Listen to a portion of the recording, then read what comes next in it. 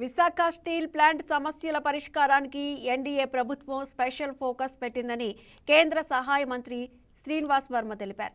ప్లాంట్పై ఆర్థిక భారాన్ని తగ్గించే చర్యల్లో భాగంగానే అక్కడ విధులు నిర్వహిస్తున్న సిఐఎస్ఎఫ్ సిబ్బంది సంఖ్యను తగ్గించినట్లు వివరించారు.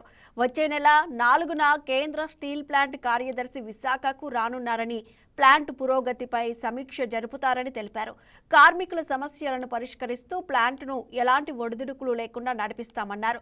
కేరళ, తమిళనాడు, పశ్చిమ బెంగాల్ రాష్ట్రాల్లో ఎన్డీఏ జెండా ఎగురుతుందని మంత్రి ధీమా వ్యక్తం చేశారు. కేరళ, తమిళనాడు, వెస్ట్ బెంగాల్లో శాసనసభ్యులకు ఎన్నికలు జరగబోతూ ఉన్నాయి.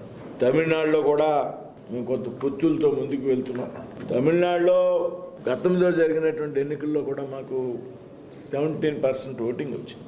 కాబట్టి ఈవేళ పొత్తులు లేకుండా ఈవేళ అలయన్స్లో మాకు మంచి ఓటింగ్ శాతం సాధించి తమిళనాడులో కూడా అధికారంలో ఏదైతే ఎన్డీఏ కూటమి భాగస్వామ్యంతో ప్రభుత్వం ఏర్పడుతుందనేటువంటి ఒక అభిప్రాయం.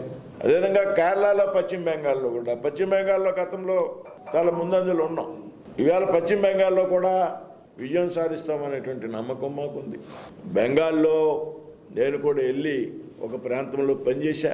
వచ్చే వారం కేరళలో ఒక లోక్సభ స్థానానికి నేను ఇన్ఛార్జిగా ఉన్నా. కేరళలో కూడా మంచి ఫలితాలు సాధిస్తున్నాం. భారతీయ జనతా పార్టీ ఈవేళ మీరు చూశారు, హర్యానాలో అధికారంలోకి రాదన్నారు, హర్యానాలో అధికారంలోకి వచ్చాం. బీహార్లో భారతీయ జనతా పార్టీ అధికారంలోకి రాకన్నారు, స్వీప్ చేసాం బీహార్ని.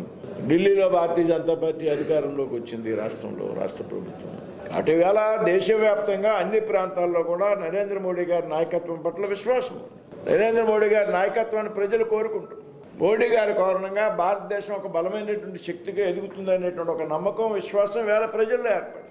కాబట్టి తప్పనిసరిగా 3 రాష్ట్రాల్లో ఎన్డీఏ ప్రభుత్వాలు ఏర్పడతాయని కొత్తగా ఏదైతే సక్సేనా గారు రిటైర్ అయ్యారు సీఎండీగా, కొత్త ఇన్ఛార్జిగా మనీష్ రాజ్ గుప్తా, సెయిల్లో డైరెక్టర్ టెక్నికల్గా ఉన్నారు, సీనియర్. దాదాపు 1991 నుండి కూడా స్టీల్ అథారిటీ ఆఫ్ ఇండియా సెయిల్లో పనిచేస్తూ ఉన్నారు. వారు ఇన్ఛార్జి సీఎండీగా నియమించడం జరిగింది. ఆయన ఈరోజు విశాఖపట్నం స్టీల్ ప్లాంట్కి వస్తున్నారు. 4వ తారీఖు వరకు 10 రోజుల పాటు ఇక్కడ స్టీల్ ప్లాంట్లో ఉంటున్నారు కొత్త సీఎండీ గారు. 4వ Please subscribe to YK TV Network. Please subscribe to YK TV. Please watch YK News. Don't forget to subscribe YK News channel